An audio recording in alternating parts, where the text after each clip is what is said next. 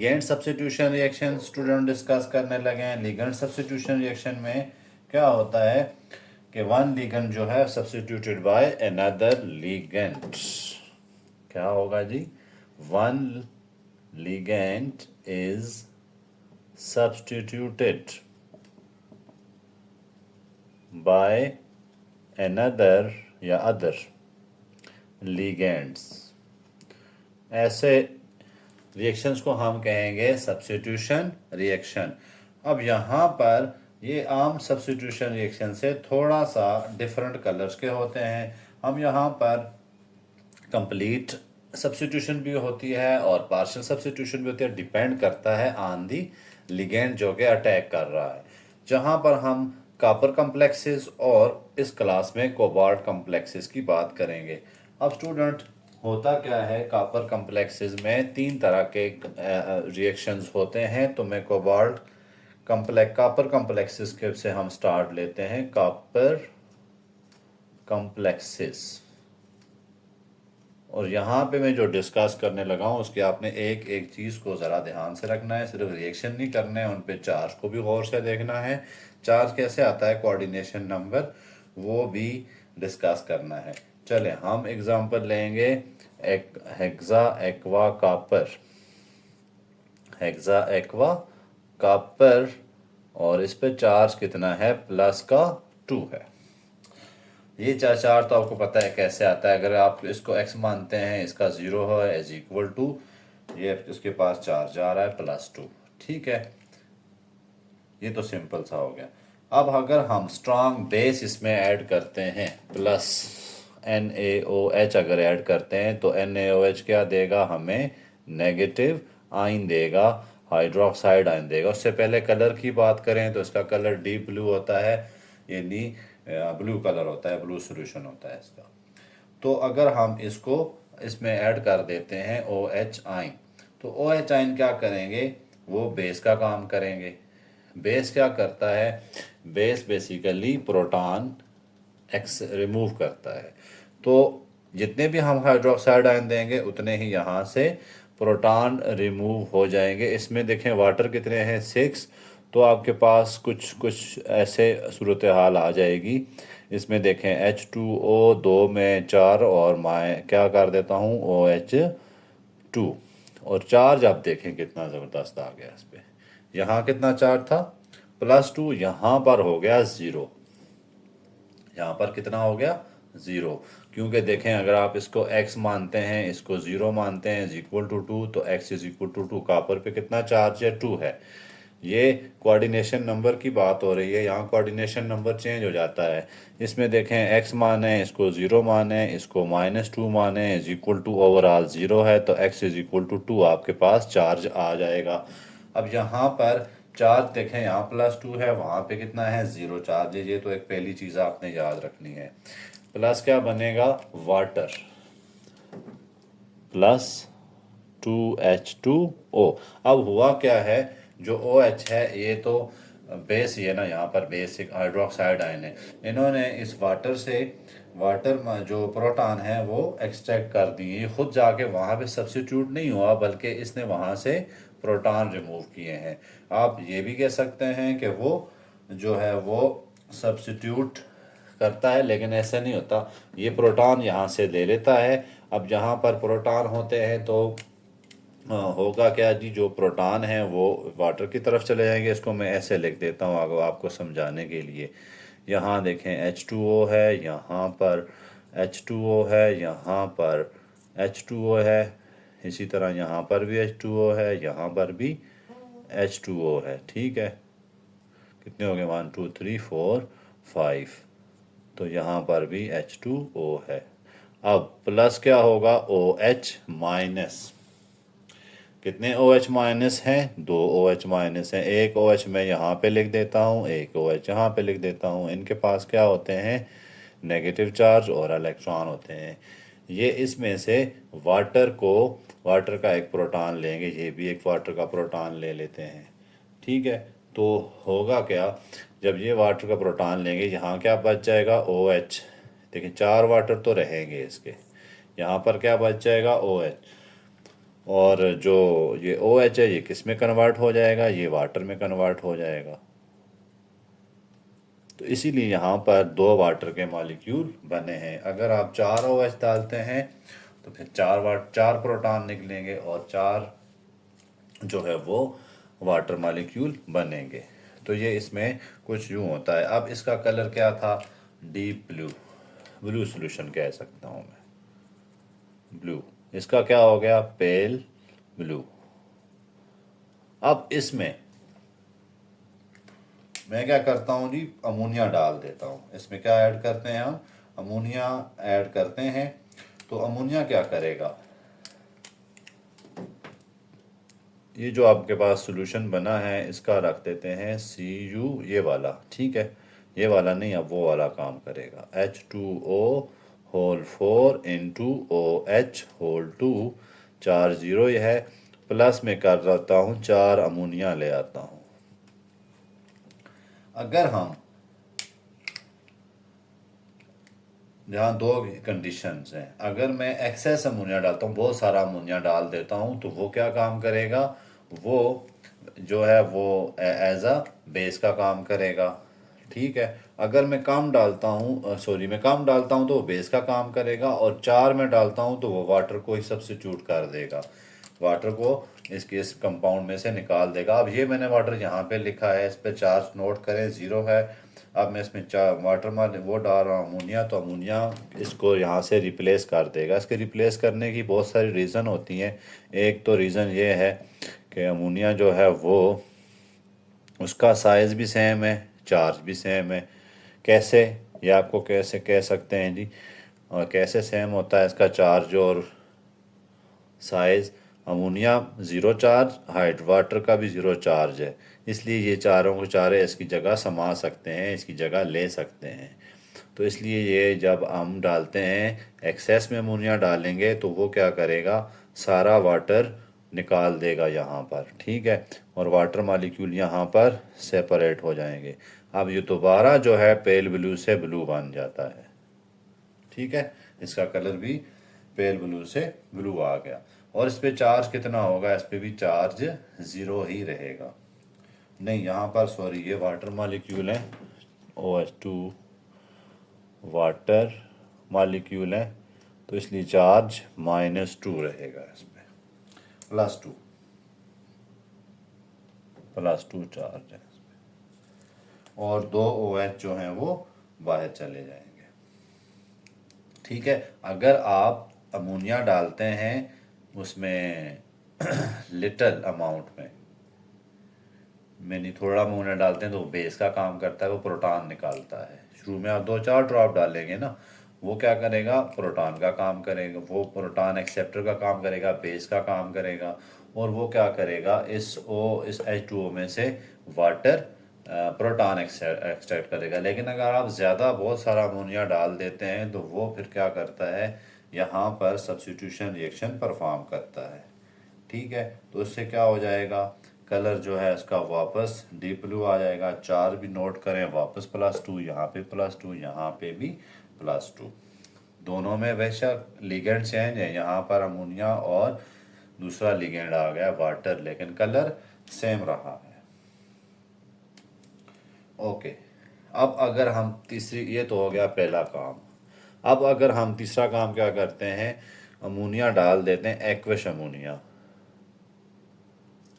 CuH2O whole 6, charge इस पर डाल देते हैं +2, और इसमें मैं अमोनिया के 2 मॉलिक्यूल रिएक्ट करा देता हूँ इसके साथ। अब अमोनिया चूँकि मैंने इसमें एक्वस अमोनिया डाला है तो वो इसमें क्या काम करेगा, और लिटिल अमाउंट में डाला है तो वो बेस का काम करेगा, इसमें से प्रोटॉन को एक्सट्रैक्ट करेगा। प्रोटॉन जब एक्सट्रैक्ट होंगे तो फिर क्या होगा, कितने अमोनिया डाले हैं, 2, तो 2 प्रोटॉन एक्सट्रैक्ट करेगा। तो ये कुछ ऐसे बन जाएगा, OH होल 2 और H2O होल 4। चार्ज जो है वो कितना रहेगा, 0 ही रहेगा। यहाँ +2 है, वहाँ पे 0 रहेगा। उसकी मैं रीज़न बता देता हूँ, प्लस अमोनियम आयन बन गए, 2 प्रोटॉन एक्सट्रैक्ट हुए। चार्ज कैसे +2 रहता है, यहाँ देखें x plus 0 is equal to 2, तो 2 चार आंसर आ गया इधर। इधर देखें तो x plus minus 2 plus 0 is equal to 0, तो x is equal to 2। Copper यहाँ पर प्लस 2 है, यहाँ पर प्लस 2 है, तो overall coordination number basically change हो जाता है यहाँ। ठीक है। उसके बाद तीसरा केस क्या होता है, ये दो केस तो आपको समझ आ गए होंगे। अगर अमोनिया एक्सेस डालेंगे तो वो सब्स्टिट्यूट कर देता है, अगर लिटल थोड़ी अमाउंट में डालते हैं तो वो क्या करता है, एज अ बेस का काम करता है। इसके अलावा अमोनिया का ये रिप्लेसमेंट क्यों होती है, क्योंकि अमोनिया और water have same charge. Charge क्या होता है इन पे, same size and charge. Charge तो इनका दोनों का 0 होता है, इसीलिए ये एक दूसरे को रिप्लेस कर सकते हैं। अच्छा, जितने आप अमोनिया डालेंगे उसको रिप्लेस कर देंगे। एक तो ये रीज़न भी आपने याद रखनी है। उसके बाद आ जाते हैं, साइज़ की ही बात करें तो क्लोरीन की बात करते हैं। क्लोरीन का साइज़ जो है वो ज़्यादा बड़ा होता है। अब मैं क्या करता हूँ, हेक्सा एक्वा कॉपर, इसमें मैं डाल देता हूँ,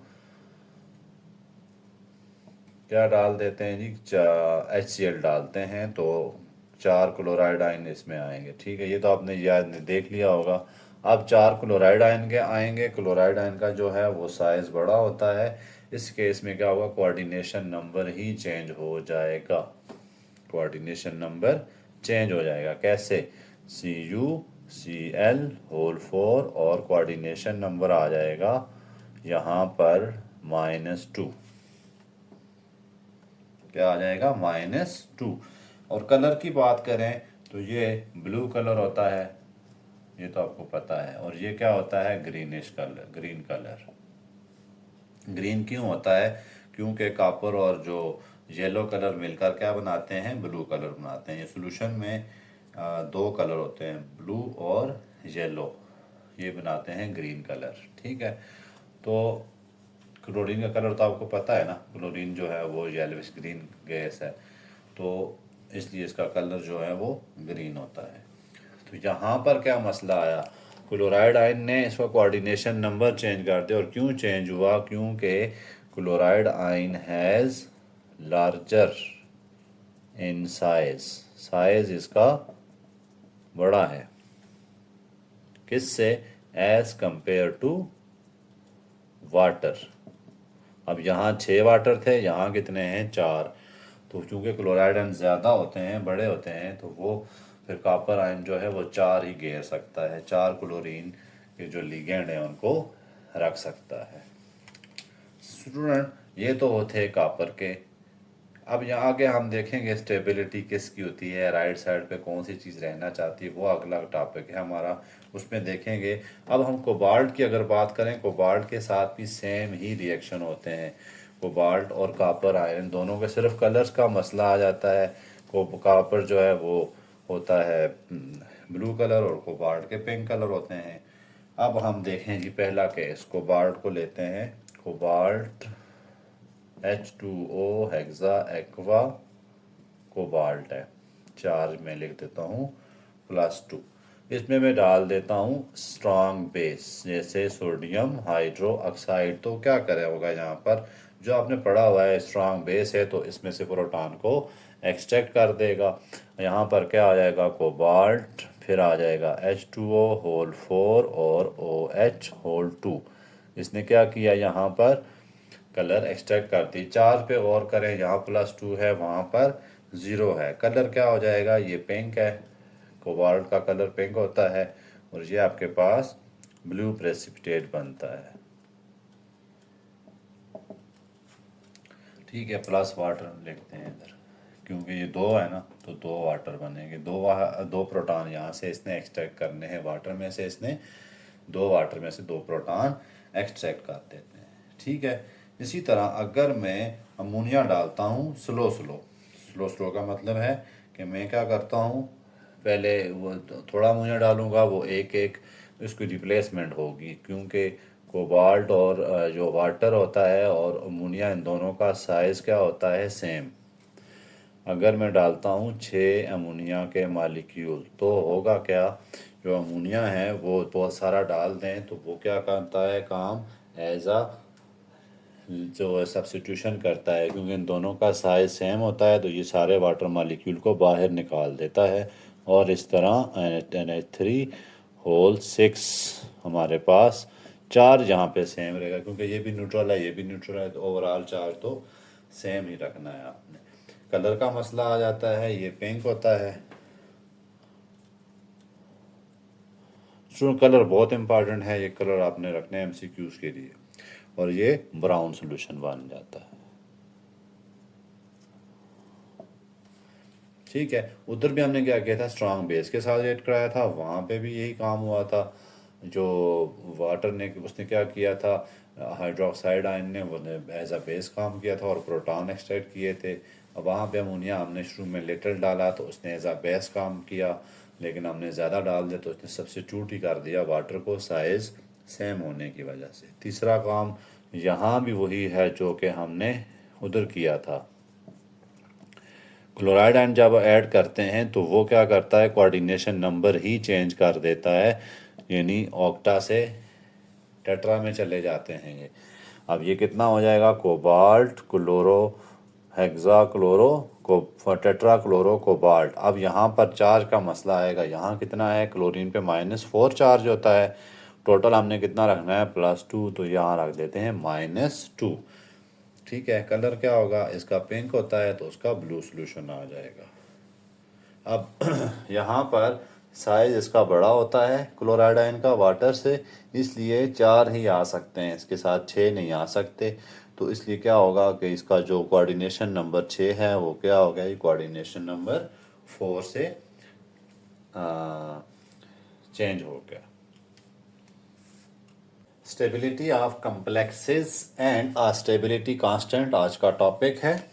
स्टूडेंट्स, जैसे हम करते थे आयोनाइजेशन कांस्टेंट, इसी तरह स्टेबिलिटी कांस्टेंट भी उसी की तरह हम ऑब्टेन करते हैं। फ़र्क क्या होता है, यहाँ पर जो रिएक्शन हमने पिछले टिप्स में पढ़े थे, जो कि हमने लीगेंड एक्सचेंज रिएक्शन पढ़े थे, एक लीगेंड दूसरे लीगेंड को एक्सचेंज करता है, तो उस बेस पे हमने यहाँ पर एक रिएक्शन लिखा है, देखें 4 क्लोराइड, एक hexa aqua cobalt 2 plus chloride ion है 4, इन्होंने क्या किया है, इसको एक्सचेंज कर दिया, यहाँ पर एक रिएक्शन कंप्लीट हो गया है।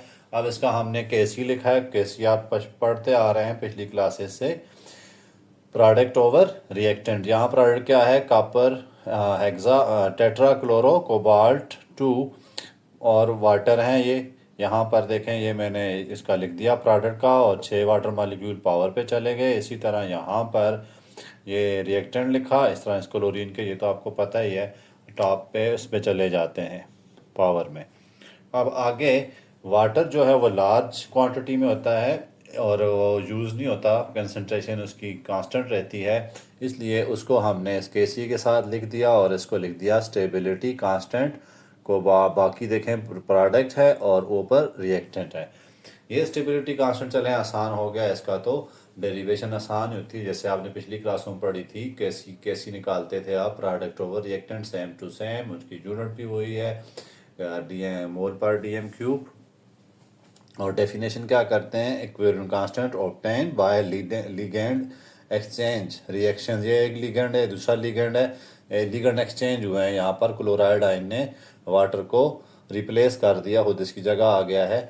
इसको एक सॉल्वेंट में हम रिएक्शन करते हैं, इस कांस्टेंट को कहते हैं stability constant, constant obtain from ligand exchange reaction. ये आपने लाजमी साथ लिखना है, लिगेंड एक्सचेंज रिएक्शंस।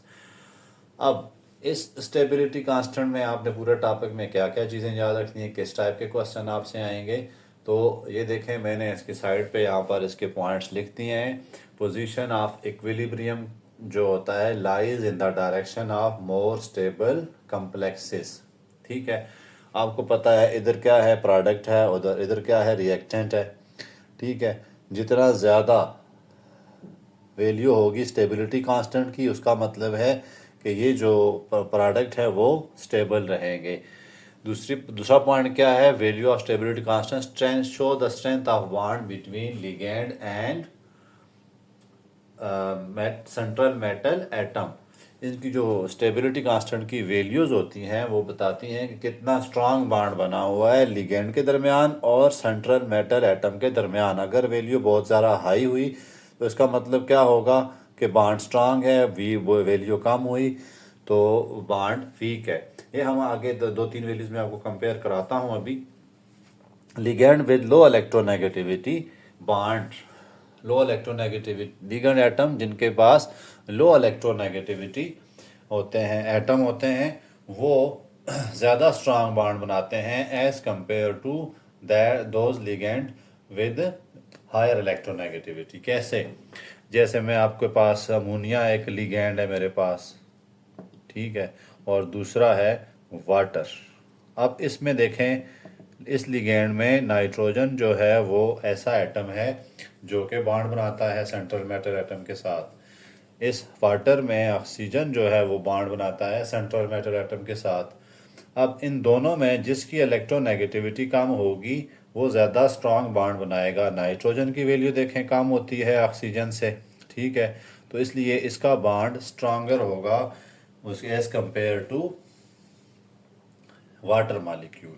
ये ऊपर वाली चीज़ें मैं रिमूव कर रहा हूँ, फिर आपको मैं मज़ीद आगे इसकी चीज़ें बताता हूँ। अब मैं 3 वैल्यूज़ लिख रहा हूँ। कॉपर टेट्राक्लोरो, कॉपर +2 है, -2 इसके -2 इसका जो वैल्यू होती है वो है 5.6। स्टेबिलिटी कांस्टेंट की वैल्यू क्या होती है? 5.6। इसी तरह मैं दूसरी लिख देता हूँ, कॉपर वाटर की लिख देता हूँ मैं, वो कितनी है हमारे पास? अमोनिया की है हमारे पास NH3, इसकी वैल्यू कितनी होती है? +2, और इसकी आ गई है हमारे पास 13.1। तीसरी जी हमारे कापर कॉपर ही है और साथ में एडिटा है, ethylene diamine tetra acetate, EDTA -2 is equal to, इसकी वैल्यू आ रही है 18.8। अब स्टूडेंट्स यहाँ पर मैंने क्या बताया था, वो लिगेंड जिसमें एटम जो है जो इलेक्ट्रॉन पेयर डोनेट कर रहा है उसकी इलेक्ट्रोनेगेटिविटी वैल्यू कम हुई, वो ज़्यादा स्ट्रांग बॉन्ड बना। हम इनका कंपैरिजन करते हैं। क्लोरीन को देखें, हायर इलेक्ट्रोनेगेटिविटी होती है एज कंपेयर टू नाइट्रोजन। इसकी देखें स्टेबिलिटी कांस्टेंट की वैल्यू कितनी है? 13.6, और इसकी कितनी है? 5.6। मतलब है इसका बॉन्ड स्ट्रांग है, ठीक है, एज कंपेयर टू दिस। ये इसको इसमें से रिप्लेस भी कर सकता है। दूसरा आपको क्या नॉलेज मिलेगा यहाँ से, जिसका स्टेबिलिटी कांस्टेंट ज़्यादा होता है वो दूसरे एटम को आराम से रिप्लेस कर सकता है इसमें से। जैसे मैं अभी आपको इसका रिएक्शन लिख के देता हूँ, टेट्राक्लोरो कॉपर +2 प्लस हम लिख देते हैं 6 अमोनिया। तो आप देखें यहाँ पर अमोनिया जो है इसको रिप्लेस कर देगा। क्यों किया रिप्लेस इसने? उसकी वजह यह है कि अमोनिया इसकी स्टेबिलिटी कांस्टेंट की वैल्यू ज़्यादा है और इसकी स्टेबिलिटी कांस्टेंट की वैल्यू कम है। इसके अलावा जो बॉन्ड स्ट्रांग है वो किसका होगा? अमोनिया का और कॉपर का ज़्यादा स्ट्रांग बॉन्ड होगा, क्योंकि नाइट्रोजन जो है उसकी इलेक्ट्रोनेगेटिविटी वैल्यू कम होती है किससे? क्लोरीन से। इसलिए इसका बॉन्ड स्ट्रांग है और इसका बॉन्ड इनके मुकाबले में वीक है। तो इसलिए ये क्या करते हैं, जो अमोनिया है वो इसको रिप्लेस कर देता है, इसकी जगह खुद आ जाता है और इसको बाहर कर देता है, ठीक है। तो ये एक और फ़ायदा हो गया आपको, यानी आपको स्टेबिलिटी कांस्टेंट से और क्या क्या चीज़ें बता सकते हैं। इसी तरह दूसरा एक और रिएक्शन है, copper into EDTA, EDTA, copper hexa aqua copper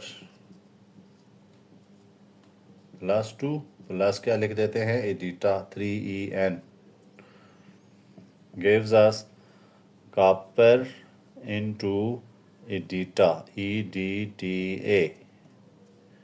charge इसका आ जाएगा -2 +2 +6 वाटर। अब देखें आप, यहाँ पर मैंने इसकी वैल्यू लिखी हुई है 18.8, तो इसका मतलब क्या है, ये वाला स्टेबल कम्प्लेक्स है एज़ कम्पेयर टू दिस, इसकी वैल्यू इससे बहरहाल कम ही है। तो हम यहाँ पर स्टेबिलिटी कांस्टेंट से हमें क्या क्या नॉलेज मिलता है, ये चीज़ें आपसे पूछी जा सकती हैं कोई रिएक्शन देखकर। पहली चीज़ क्या पूछेंगे, वो किसका बॉन्ड स्ट्रांग है, किसका वीक है, कौन ज़्यादा स्टेबल होगा। अब आपको फॉर एग्जांपल मैं पूछ लेता हूँ, कॉपर क्लोराइड है या टेट्रा क्लोरो कॉपर ज़्यादा स्टेबल है या फिर हेक्सा अमाइन कॉपर। तो आप कह सकते हैं आराम से जी, अमोनिया जो है वो ज़्यादा स्ट्रॉन्गर बॉन्ड बना सकता है कॉपर के साथ as compared to chlorine, because value electronegativity value of nitrogen is less than that of chlorine. ठीक है, पहली बात तो ये हो गई। उसके बाद ये जो इलेक्ट्रोनेगेटिविटी वैल्यूज़ क्या बताती हैं कि कौन सा स्टेबल कंपाउंड होगा, कौन सा स्टेबल कम्प्लेक्स होगा। 5.6, 13.1, 18.2। अब अमोनिया जो है वो यहाँ पे देखें आप 13.1 स्टेबिलिटी कांस्टेंट है, इसका टेट्राक्लोरो कॉपर का कितना है 5.6 है। तो अमोनिया ने इसको यहाँ से रिप्लेस कर दिया, एक्सचेंज रिएक्शन पॉसिबल हैं। तो ये तीन चीज़ें आपको बहुत ज़्यादा ध्यान से रखनी है, इसी से क्वेश्चन बनेंगे। इसका कंसेप्ट अच्छा सा बनाएं। पहला कंसेप्ट आपने क्या बनाना है कि वैल्यू ऑफ स्टेबिलिटी कांस्टेंट जो है बताती है कि बॉन्ड कितना स्ट्रांग है between ligand and central atom. जैसे ये दो आप पकड़ लेते हैं, 13.1 है, इसका 18.8 है। ठीक है, अब इसका स्टेबिलिटी कांस्टेंट वैल्यू ज़्यादा है और इसकी कम है, तो ये बॉन्ड स्ट्रांग बनाएगा कॉपर के साथ एज़ कंपेयर टू अमोनिया। इसी तरह अगर आप कंपेयर करते हैं अमोनिया को और क्लोरीन को, तो इसकी का स्टेबिलिटी कांस्टेंट वैल्यू ज़्यादा है, इसकी स्टेबिलिटी कांस्टेंट वैल्यू कम है, तो ये ज़्यादा स्ट्रांग बॉन्ड बनाएगा एज़ कंपेयर टू दिस। तो इसी तरह से रिप्लेसमेंट का भी आप बता सकते हैं। रिप्लेसमेंट में क्या होगा, दूसरा इसका आप इलेक्ट्रोनेगेटिविटी की बेस पे भी आंसर दे सकते हैं कि नाइट्रोजन की इलेक्ट्रोनेगेटिविटी, इधर क्या होता है, इसमें ऑक्सीजन भी होते हैं, 4 ऑक्सीजन होते हैं, तो उनकी इलेक्ट्रोनेगेटिविटी वैल्यू क्या है, वो ज़्यादा होती है ऑक्सीजन की एज़ कंपेयर टू नाइट्रोजन। तो देयरफॉर जो है वो इसमें बल्कि नाइट्रोजन भी होते हैं, ज़्यादा पॉलीडेंटेट होते हैं। अब हम एक और इससे भी रिज़ल्ट निकाल सकते हैं, एक तो आ गया मोनोडेंटेट और एक क्या आ गया पॉलीडेंटेट। पॉलीडेंटेट जो हैं वो कम बॉन्ड बनाते हैं। ठीक है,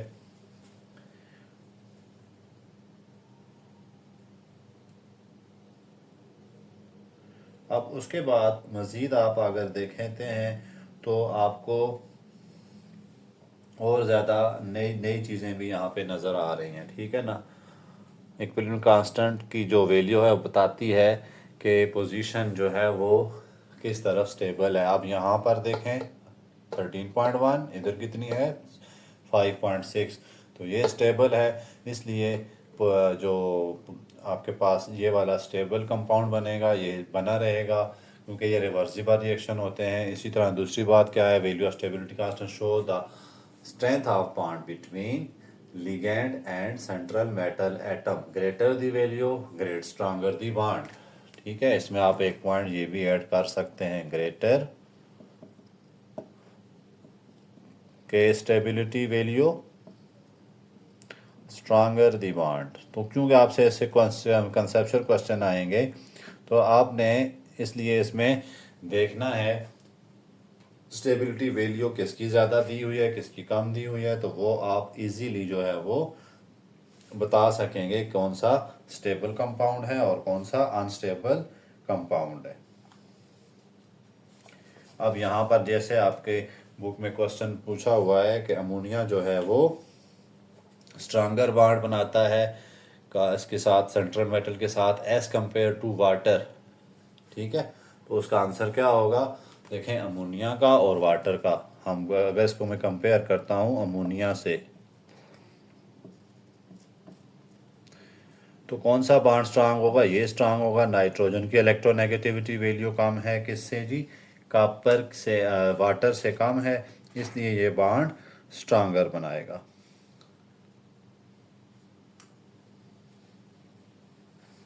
तो इस टॉपिक में टोटल इतनी ही चीज़ें हैं। तो जितनी ज़्यादा का आयनाइजेशन कांस्टेंट की वैल्यू होगी उतना ही ज़्यादा स्टेबल बॉन्ड, स्टेबल कम्प्लेक्स। और उसमें देखना ये है कि जो लिगेंड जो है जिसमें वो इलेक्ट्रॉन डोनेट करने वाला एटम, उसकी जितनी कम इलेक्ट्रोनेगेटिविटी वैल्यू उतना ही बॉन्ड ज़्यादा स्ट्रांग होगा।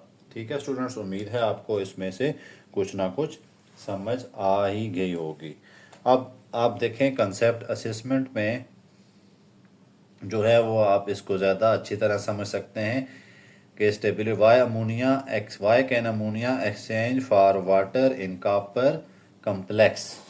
तो जाहिर है अमोनिया की जो आयन है, जो आपको दोनों वैल्यूज दी होंगी, इसकी तो यहाँ दी हुई है लेकिन दूसरी वाटर की आपको नहीं दी हुई, तो आप कह सकते हैं जो अमोनिया है उसमें दूसरी बेस पे आप ये भी कह सकते हैं ना अमोनिया है, इसमें नाइट्रोजन है, वाटर में क्या होता है, वाटर में ऑक्सीजन होता है।